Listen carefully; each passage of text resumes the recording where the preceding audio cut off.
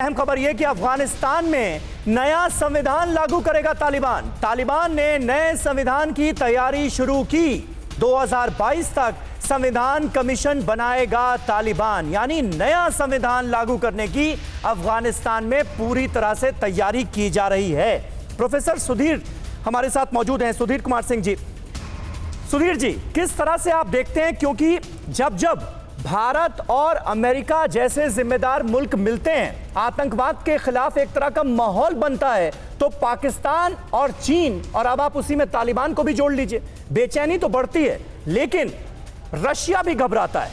तो किस तरह से हम आगे बढ़ें कि रशिया को नाराज भी ना करें, अमेरिका के साथ दोस्ती और ज्यादा मजबूत हो, और रशिया जो हमारा परंपरागत दोस्त रहा है वो भी नाराज ना हो, क्योंकि रशिया का साथ रहना भी जरूरी है। किस तरह से आप देखते हैं और क्या होना चाहिए, और वो क्या होता हुआ नजर आ रहा है? देखिए, रशिया हमारा बहुत पुराना सहयोगी है और रशिया को कन्विंस करके ही हमको आगे बढ़ना चाहिए जी। रही बात अमेरिका से, हमारा जो संबंध है वो दूसरे तरह का है, और अमेरिका के पास जो है वो रशिया के पास नहीं है। हम एक बढ़ती हुई ताकत है और चीन जैसे विस्तारवादी शक्ति से हमारा मुकाबला है, तो हमको तमाम चीजों को दिमाग में लेके चलना है। जहां तक अफगानिस्तान की बात है, तो पाकिस्तान के पास तो कुछ है नहीं, पाकिस्तान कंगाल है। सिर्फ आतंकवाद का निर्यात करने के अलावा पाकिस्तान कुछ कर नहीं सकता। ना ही अनाज है पाकिस्तान के पास, ना ही कोई तकनीकी जानकारी है जो अफगानियों को मुहैया कराए। चीन ले दे करके बचता है। चीन के डिक्शनरी में देना शब्द नहीं, लेना है। हाँ। और बहुत जम के लेना है। तो चीन जो है वो उस तरह की मदद नहीं कर सकता अफगानिस्तान को जैसी वेस्टर्न फोर्सेस कर रही थी, या India rebuilding process, reconstruction process में कर रहा था।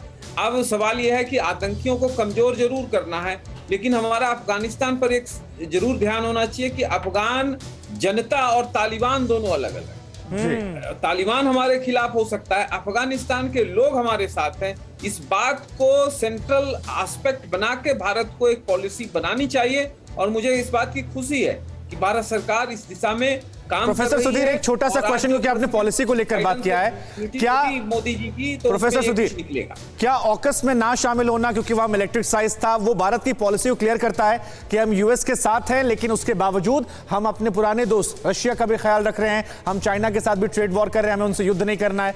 इस पॉलिसी को लेकर कैसे आप देखते हैं, या हम बहुत ज्यादा प्रो अमेरिकन हो गए? मेरे से सवाल है। जी, छोटा सा कमेंट सर।